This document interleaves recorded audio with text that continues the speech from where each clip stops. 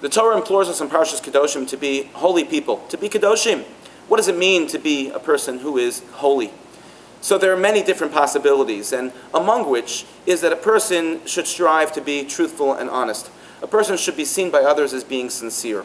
And we can learn a little bit from a different mitzvah in the parsha, which is lo signovu, that one should not steal. What does it mean that one should not steal? It sounds rather obvious. Written in the Aseret Adibros in the Ten Commandments, one is not allowed to steal. Our rabbis teach us that there are two types of people who steal. There is a ganav and there is a gazlan. A ganav is an individual, is a person who steals at night. This individual doesn't want anyone else to see them stealing. They do it very privately, sneak in the middle of the night so nobody can see them. Yet this individual doesn't care that HaKadosh Baruch Hu, that God is obviously seeing them. So the ganav is on one level. The gazlan is an individual who steals by day and by night. This individual doesn't really care about what the other people think, even if other people see him stealing, and certainly does not care that HaKadosh Baruch Hu, that God sees him stealing. So this individual, this gazlan, is obviously also on a different level than a ganav.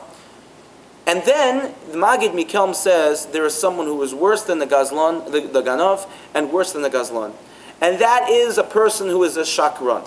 Why? What is a shakran? A shakran is a liar, a person who doesn't tell the truth. So the ganav and the gazlan, says the Magid Mikelm, are individuals who steal, but these individuals have one thing in common, aside for stealing. What they have in common is they only steal from individuals. They do not steal from a group of people. But this shakran, this liar, is a person who lies not only to individuals, but is unique because this person lies to anyone. They'll lie to a group of people as well.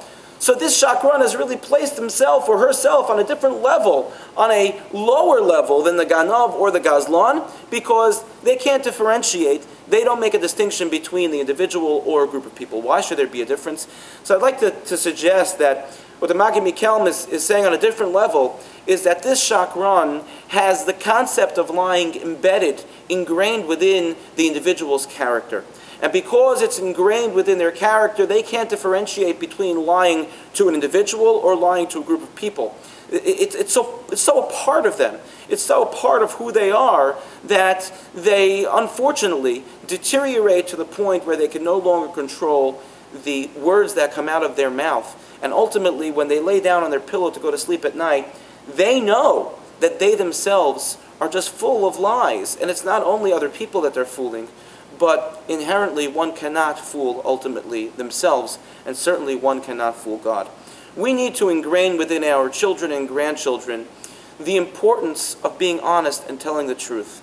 And that is not only what we say, but it's also what we do. It's how we act. There are times when people have a yetzer hara, they have an evil inclination just to bend the truth just a little bit in order to gain personally or in order to gain for a number of different reasons.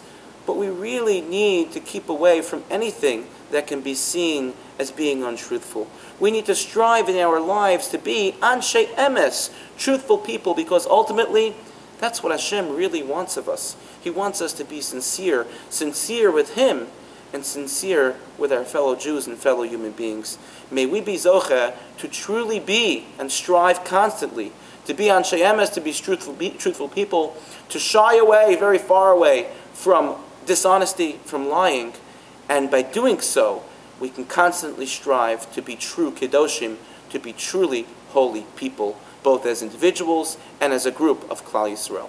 Thank you for listening, and good Shabbos.